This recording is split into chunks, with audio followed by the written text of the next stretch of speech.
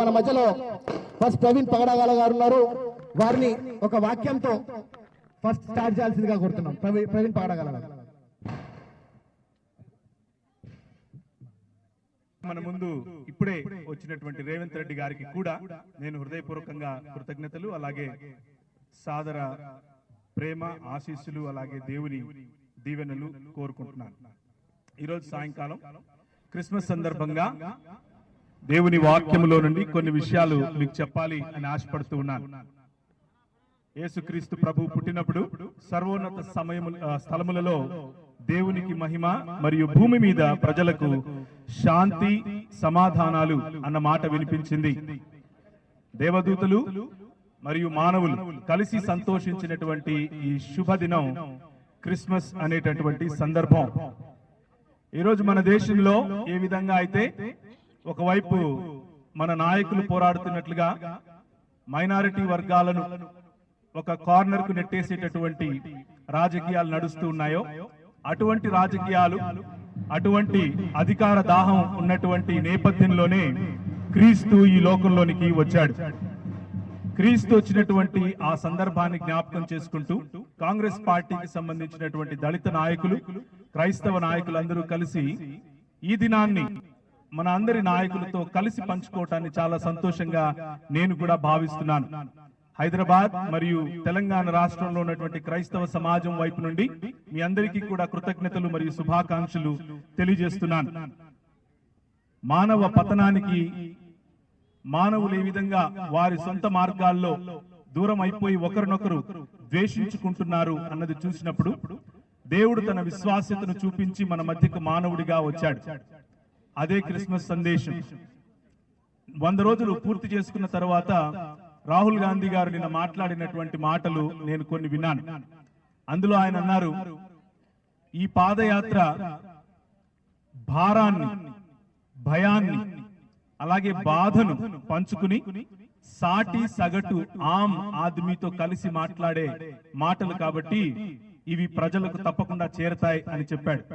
అలాగే ఆయన అందుకున్నటువంటి ఈ మాటలు తప్పకుండా ఒకానొక సమయంలో ఎవరికి అందనటువంటి ఎత్తైనటువంటి దేశ ప్రాంతంలో లేకపోతే దూరంగా ఉన్నటువంటి దైవం మానవుడిగా మారి బాధను, ప్రేమను, భారాన్ని భరించి మానవుడిగా వచ్చిన సందర్భమే క్రిస్మస్ అన్నటువంటి సందర్భం. మన కాంగ్రెస్ పార్టీ ఆవిర్భావం సమయంలో నుంచి కూడా చార్ల్స్ ఫ్రీర్ ఆండ్రూ గారు సౌత్ ఆఫ్రికా మరియు భారతదేశ ప్రాంతాల్లో గాంధీజీ గారిని ప్రోత్సహించి ఈ దేశానికి వచ్చి తిరిగి సివిల్ రైట్స్ కోసం పోరాడాలి అని ఆయన ముందు గైడ్ గా నిలబడి నడిపినటువంటి ఒక క్రైస్తవ సామాజికవేత్త.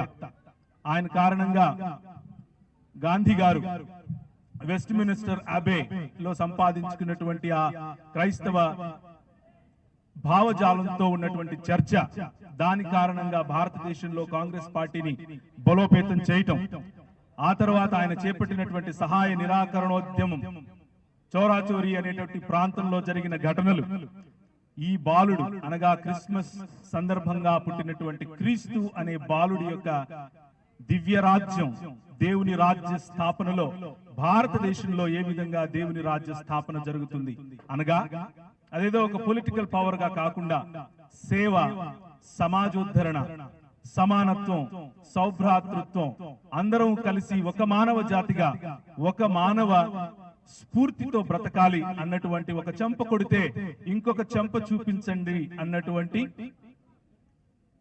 Non violence movement Leo Tolstoy గారు రాసిన పుస్తకానికంటే ముందే మన దేశంలో గాంధీ గారు చేపట్టి మన దేశానికి టైటస్ గారు, అక్కమ్మ గారు ఇలాంటి ఎందరో క్రైస్తవ నాయకులు ఆయనకు తోడుగా ఉండి నడిచి భారతదేశానికి స్వాతంత్రోద్యమంలో తోడ్పాటుగా ఉన్నారు.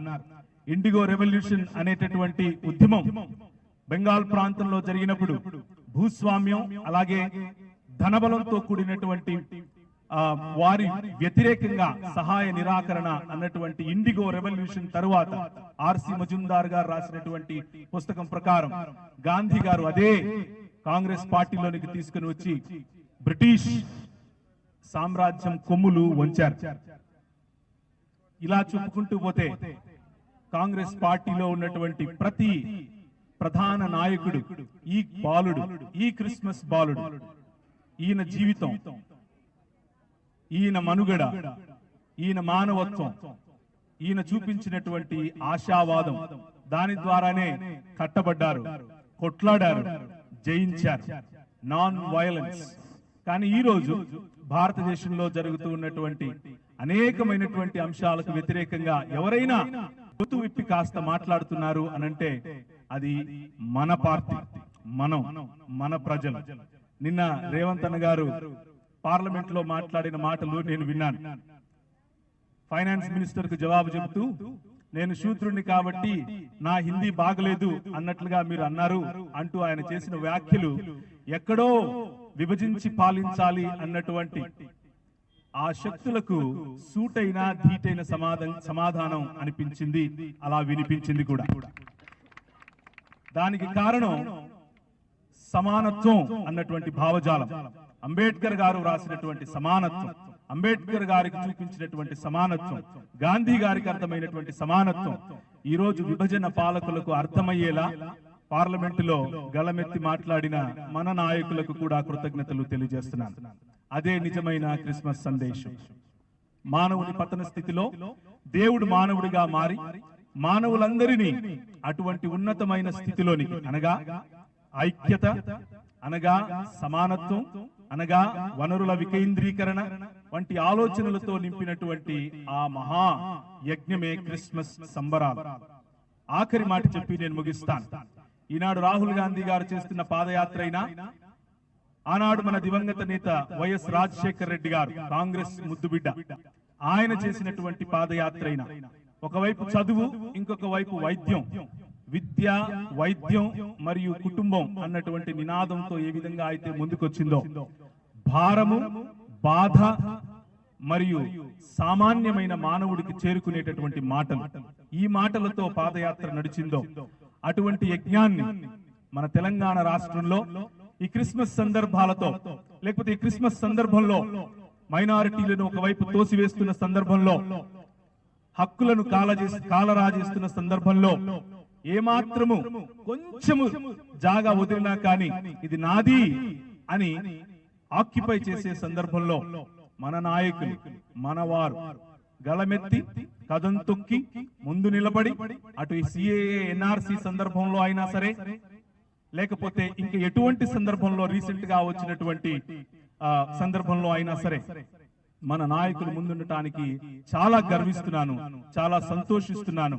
క్రైస్తవ సమాజం మరియు క్రైస్తవ బిడ్డలు యేసు ప్రభువుతో ప్రార్థిస్తూ ఉంటారు, మీకు తోడుగా ఉంటారు, దానికి తోడుగా మీతో కలిసి నడుస్తారు.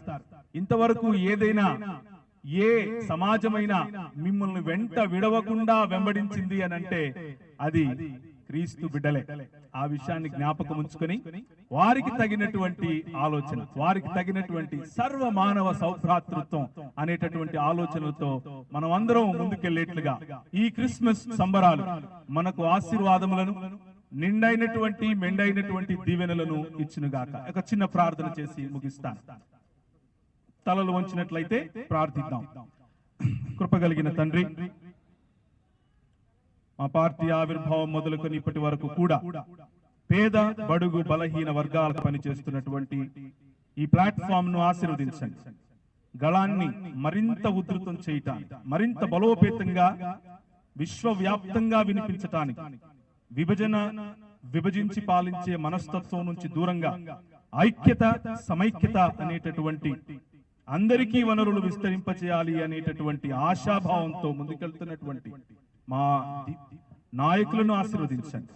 మీరాకడ పాపుల కొరకు, బలహీనుల కొరకు, మాతో మమేకమయ్యే మానవత్వం కొరకు అన్న విషయాన్ని జ్ఞాపకం చేసుకుని, అదే నాందితో నీ రాజ్య స్థాపనలో మేము ఈ నాయకులకు వెంటండి నడవటానికి సహాయం చేయమని, పార్టీని, వారి పనులను, వారి కార్యక్రమాల్లో ఉన్నటువంటి ప్రతి అంశాన్ని ఆశీర్వదించమని, చేరి వచ్చిన ప్రతి ఒక్కరిపైన నీ మెండైన దీవెనలు ఉంచమని యేసు నామమున అడుగుతున్నాం తండ్రి.